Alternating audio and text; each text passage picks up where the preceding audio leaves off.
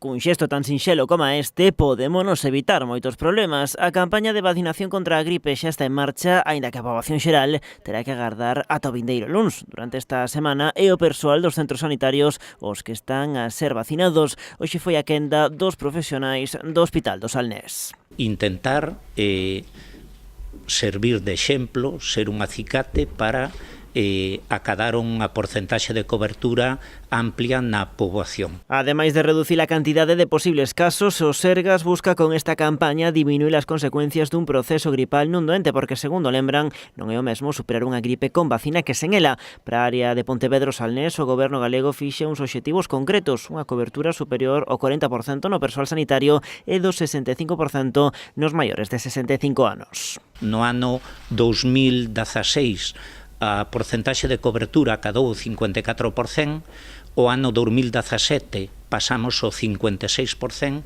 e, seguimos un pouco lonxe todavía deste obxectivo do 65%, e a nosa vontade é intentar subilo o máis posible na campaña deste ano. Ademais dos grupos de risco xa habituais, este ano engadíronse outros máis, incluíronse novos supostos como os celíacos, as embarazadas ou os menores a partir de 6 meses. Ademais, tamén vai haber novidades no seguimento que se fai na atención primaria das vacinacións. Dende o ámbito, canto menos, da atención primaria, cada facultativo vai ter un informe periódico coa información de pacientes do seu cupo que están vacinados, para que cada profesional poida levar un control estricto da situación dos pacientes do seu cupo. A campaña da gripe vaise prolongar ata o 28 de decembro.